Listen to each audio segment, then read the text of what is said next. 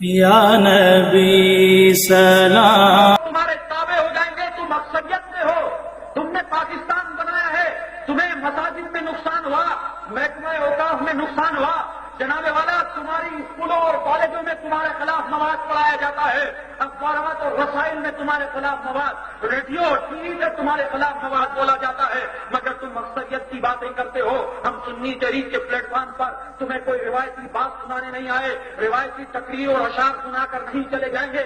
اے سنیت کا درد رکھنے والوں, تمہیں یہ سوچ دینے آئے ہیں ہمارے جانے کے بعد کوئی پانی نہ پھیر دے, کوئی سیاسی لیڈر آ کر کوئی تقریر نہ کر دے, کوئی دوسرا مخالف آ کے تقریر نہ کر دے تو سنی ویسے ہی ڈھیلا ہو گیا. یہ بھی صحیح بول رہے ہیں. سنی کیا ہوتا ہے, ہر جگہ کھڑا ہو جاتا ہے. دیوبندی نہیں آتے, اہل حدیث سب جگہ نہیں جاتے, شیعہ ہر جگہ نہیں جاتے, سنی سب کی تقریر سننے جاتے ہیں. بولا کیا کرنے جاتا, بولا یار اس کی بھی تلاوت بہت اچھی تھی, بات عقیدے کی, بات مسلک کی ہے, مگر بات سننی آتے ہیں ہمارے پاس. بولا یار یہ قرات بہت اچھی کرتا ہے. تو بھائی تیرے کو بولا کس نے تھا تو وہاں جا؟ تو بولا میں ان کا جلسہ دیکھنے گیا تھا, کتنے آدمی تھے. ایسے سینکڑوں ملیں گے جو تعداد دیکھنے نہ پڑتے اور ان کا جلسہ کامیاب کر دیتے. تو اس لیے اے سنیت کا درد رکھنے والوں, سب کی تقریر سننے مت جایا کرو.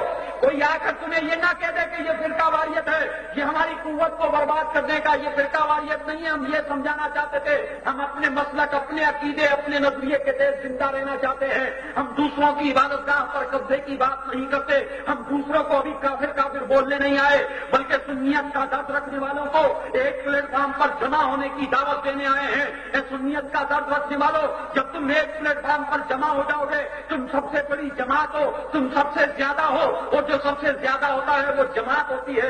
فرقہ وہ ہوتا ہے جو جماعت سے نکلا ہوا ہوتا ہے. جو کسی بڑی جماعت سے نکلے اس کو بولتے ہیں اس نے ڈیوٹی قائم کی ہوئی ہے. دیکھ لو دیوبندی کتنے ہیں, اہل حدیث کتنے ہیں, شیعہ کتنے ہیں. یہ سنی اگر جناب والا پیشاب کر دے تو دیوبندی بہ جائے.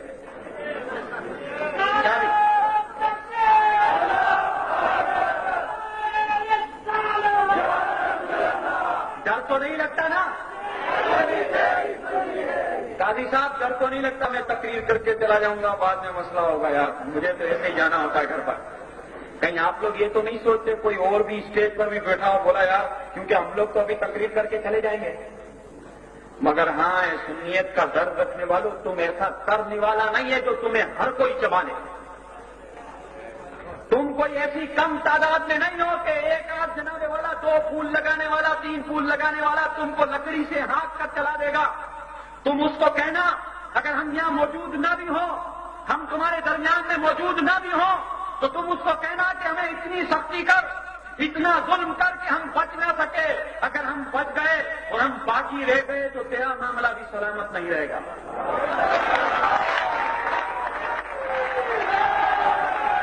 اس لیے کہ ہم افراتفری کی دعوت دینے نہیں آئے, ہم قتل و غارت گری کی دعوت دینے نہیں آئے, ہم کسی کو کافر کافر بولنے کے نعرے لگانے نہیں آئے, بلکہ یہ بتانے آئے ہیں ہماری مساجد ہے, اگر اس کو واپس لینے کا کام کرتے ہیں یہ ہمارا قانونی حق ہے. ہماری آبادیوں میں دوسرے لوگ جلسہ نہیں کر سکتے, دوسرے لوگ ہماری آبادیوں میں تبلیغ نہیں کر سکتے. اگر ہم اپنے مواد, اپنا لٹریچر عام کرتے ہیں, اپنی تبلیغ و اشاعت کرتے ہیں, اس راہ میں انتظامیہ کے لوگ, ایسا ہوتا نا کہ ان سیٹوں پر بھی تو یہ دوسرے گھسے ہوئے ہوتے ہیں نا, اور سنی ان سیٹوں پر ہوتا ہے تو کام نہیں کرتا. سنی ٹیچر بھی ہو تو اپنا مواد نہیں پڑھاتا. یہاں کوئی ٹیچر ہو تو ناراض مت ہوئیے گا. عربک ٹیچر جو ہوتے ہیں نا دیوبندی, تو سنی تحریک بننے سے قبل کلاسوں کے اندر علم غیب پر درس دیں, حاضر و ناظر پر مسائل بیان کر رہے ہیں.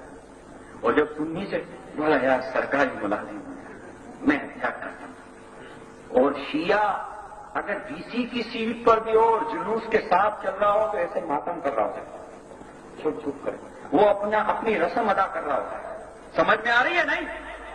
یہ سرکاری سروس پر بھی ایسے ایسے کر رہا ہوتا ہے. اور تم لوگ بولتے یار میرے چھوٹے چھوٹے بچے ہیں, تو کیا تیرے بڑے بچے ہو جائیں گے جب کام کرے گا؟ جس کے چھوٹے بچے ہوتے ہیں وہ بولتا ہے میرے چھوٹے, بڑے ہو جاتے تو بولا اب تو بوڑھا ہوگی وہ کیا کام کروں گا. تو تو کام کب کرے گا مسلک کا, عقیدے کا؟ یہ دیوبندی بوڑھا ہو, جوان ہو, بچونگڑا ہو, ہر جگہ شرارت کرتا ہے. ہمارے پاس لوگ آتے ہیں, مسجد پر قبضہ ہو گیا, ہم نے کہا دوسرے کتنے لوگ ہیں؟ بولا دیوبندی تو 3-4 ہیں. آبادی بولا سب سنیوں کی. ابھی یہاں کو دے گے نیازیں اس گلی میں ہی چڑھا دو. میں اٹھتا ہوں لیٹ کیونکہ فجر پڑھ کر سوتا ہوں. تو ہمارے یہاں بڑی بڑی نیازیں ہوتی ہے. 100 دے گے حلیموں کی چڑھتی ہے. تو کبھی کبھی نیت ہوتی مجھے دعوت دیتے, میں نے کہا اٹھوں گا تو انشاءاللہ آپ کے یہاں نیاز میں ضرور آؤں گا. اٹھتا ہوں تو 100 دے گے بھی نظر نہیں آتا. یعنی ایک گلی میں اگر اتنی جگہ بھی چڑھ جائے تو ایک محلہ ہی کھا لیتا ہے. بولا سب سن نہیں لیتے یہاں پر. اور جب نیاز والوں کی توہین کا مسئلہ ہے تو کہا یہ مولویوں کا مسئلہ ہے, یہ ہمارا مسئلہ ہے. تو یہ سنیت کا درد رکھنے والوں, نیاز کھا جس کے نام پر کھاتے ہو ان کے ناموں سے وفا کرنے کی دعوت دینے آئے ہیں. ہم تم سے ووٹ لینے, ہم تم سے چندہ لینے نہیں آئے. ہاں, قاضی شمس الدین جو میرپور خاص میں کام کرتے ہیں مسلک اور عقیدے کی بنیاد پر, اگر انہیں جناب والا تمہاری افرادی قوت کی ضرورت پڑے, اگر تمہارے جناب والا سامنے والے ہاتھ اٹھائیں تو تمہارے ہاتھوں کی ضرورت پڑے, سامنے والے ڈنڈا اٹھائے تو تمہارے ڈنڈوں کی ضرورت پڑے, جیسا سامنے والے کرے ہماری